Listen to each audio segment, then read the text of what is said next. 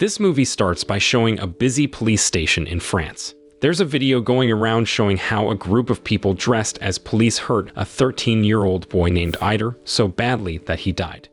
Then we see Lieutenant Abdul, who's a soldier, talking to reporters about how his younger brother got killed. In the crowd, Karim, who's Ider's older brother, and Ider himself listening to what Abdul is saying. After the press conference, a guy with long hair throws a homemade bomb in front of the police station, causing a lot of trouble. He and his friends take the chance to steal police gear and weapons. They plan to use them against the police who won't find the ones responsible for Ider's death. Later, Karim and his gang grab a police car and go back to Athens, where they live. It looks like they're getting ready to start a rebellion led by Karim. On the other side, a policeman named Jerome and his fellow officers are getting ready to face whatever might happen in Athens.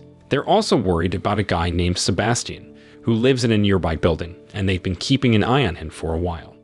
Meanwhile, the older brother of Abdul, Karim, and Ider, whose name is Mokhtar, has some problems. He uses cocaine, and he's also involved in selling illegal weapons. When the riots happened in Athens, he tried to hide these illegal weapons by taking them out of Athens in an ambulance and burying them in the forest. But Karim's group locked all the ways, so Mokhtar had to hide in an empty shop that used to be a shisha lounge. He even had to be a bit forceful with Karim's gang to make them go along with his plan, and they couldn't fight back because they knew he's their leader's older brother. Karim tried to stop him, but Mokhtar scolded him. Later on, the people in Athens saw police guarding the housing area, and they started to panic. They blamed Karim and his gang for causing trouble with the police. They even cornered Abdul, who had just come to Athens for Ider's memorial service, and wanted him to stop Karim's actions. Abdul tried to mediate and look for his younger brother. That's when he found Sebastian in the flower garden. Sebastian seemed really calm, unlike the other residents, and Abdul made sure to keep him safe in a room so he wouldn't be influenced by Karim and his gang. Abdul hadn't met Karim yet, so he decided to go back home where people were praying for Ider. His mom asked him to change and join them. Just then, Karim came home, and the prayers had to stop because the police started attacking. Abdul, who hadn't had a chance to see Karim, found his younger sister and asked her where Karim was, but she scolded him and told him to help Karim, who was fighting for justice for Ider. She thought Abdul had always been on the police's side, so hearing this, Abdul decided to go find Karim and sort things out. Outside, Abdul helped the residents evacuate, and he met his mother, who told him to take care of Karim. Soon, there was a clash between the residents and the police. On the other hand, Karim kept resisting and even ordered his friends to drop a refrigerator from the building's roof, which made the police use tear gas. Karim got hurt in the hand, but he quickly patched himself up and went back to fight with his friends.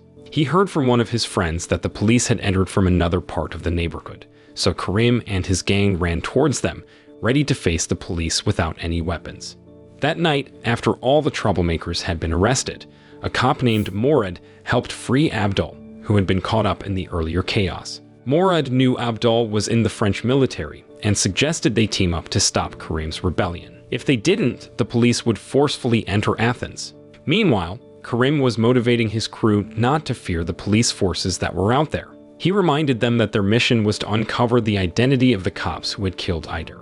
Karim didn't trust the media's claim that the attackers weren't police officers, so he asked his friends to capture one of the policemen as a hostage to make the police reveal the truth about the attackers. Shortly after, police units began entering the Athens area from different directions. Karim's group greeted their arrival by setting off fireworks in the sky. As the police advanced, fireworks were aimed at them, and the police retaliated by hitting the rebel members. Eventually, the police had to stop because the rebels targeted them with fireworks, forcing the police to take cover behind shields in the middle of Athena. Seeing the police unable to move, Karim went downstairs and throws a homemade bomb. The homemade bomb exploded, making the police officers struggle to breathe and see due to the smoke. They were forced to retreat. Unfortunately, Jerome and some others got separated from their group, so he hid to avoid the rebel members trying to capture him. With a limp, Jerome attempted to leave Athens but was spotted by some of Karim's group. He went into hiding again, changed his clothes to avoid being recognized as a cop, but he was eventually caught and taken hostage by the rebels. Outside Athens, Abdul, still with Morad, watched a video of Jerome, who was badly beaten and tied up. In the video, Karim demanded that Ider's killer be identified and given a life sentence. He threatened to kill Jerome if the police didn't meet his demands. Morad, hearing this, asked Abdul for time to fulfill Karim's demands and helped Abdul convince Karim to make peace with the police before the government sent in the army to deal with the rebel group. Abdul, being Karim's older brother, returned to Athens easily. He tried to persuade Karim to stop the rebellion, but Karim was determined to continue, especially since the police and government had remained silent about Ider's killer. Abdul tried to make Karim understand that the rebellion wouldn't bring Ider back to life. While hugging his younger brother, Abdul asked Karim to reconsider, but Karim refused and even pushed and spat at Abdul, calling him a pawn of the Paris military. He believed Abdul should have died instead of innocent Ider. Abdul didn't pay much attention to his younger brother and decided to release Jerome. Karim and his group tried to chase them while firing fireworks. As Abdul and Jerome approached the exit, they were told to lie down by the police on guard to avoid being shot. Unfortunately, a shot missed and hit Jerome in the leg. While Karim and his members tried to avoid police attacks, Abdul and Jerome had to go back inside and hide with Mokhtar and his men. To keep others away, Mokhtar fired a warning shot, preventing Karim and his members from entering. Abdul asked about a way out of Athens, and Mokhtar explained that his men were searching for an escape route by digging in the back room. When Mokhtar realized Jerome was a police officer, he became angry with Abdul. During the argument, their mother called, but they didn't answer, and they continued arguing until Mokhtar called his friend to help Jerome leave Athens to improve his image in front of the police. Meanwhile, Karim, with his members on standby, also received a call from his mother. Despite the dangerous situation, he answered the call. After the call, Karim instructed his members to block Jerome from escaping through the back door while he tried to threaten Abdul, who was hiding, by saying his older brother would hand over Jerome. When his request was ignored, Karim lit the fuse of the Molotov cocktail he was carrying. However, the police were behind him, ordering him to put it down. Ignoring the police's orders, Karim intended to throw the Molotov, but the police shot him first, causing the Molotov to fall and burn Karim's body, which had been shot.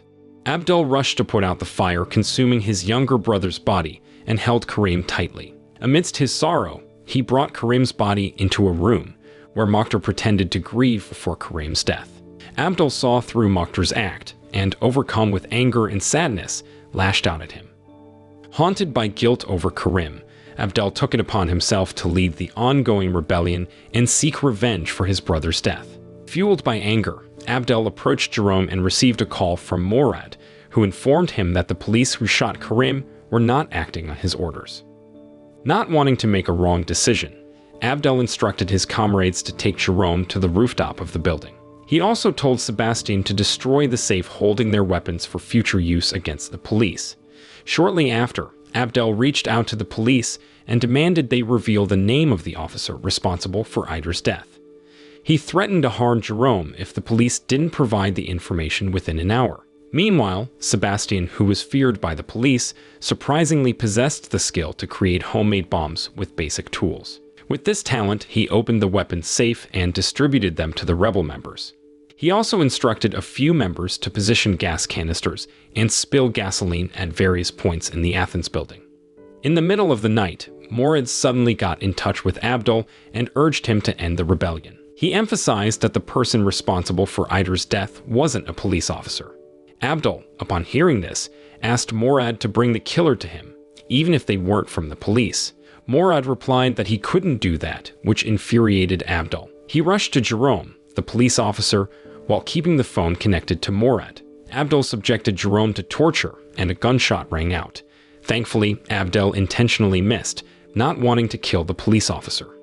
A little while later, Abdul ordered all the rebel members, including Jerome, whom he had released, to vacate the Athens building. Despite knowing that Sebastian was planning to blow up the place, Abdul remained behind with a distant look on his face, pondering the injustices his family had endured.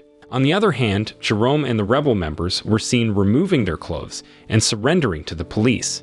As morning broke, Sebastian began arranging numerous gas cylinders in various parts of the room, and Abdul was in another room, seemingly resigned to his fate in the explosion that would destroy the building. Towards the end of the movie, There's a scene where Eider is shown lying down, brutally attacked by a group dressed as police officers. One of them even records this cruel act.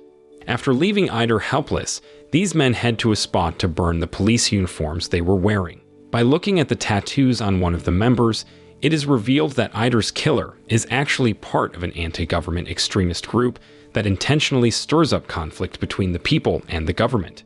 The moral lesson from this story is that the quest for justice and revenge can result in a never-ending cycle of violence and destruction, causing more harm than good.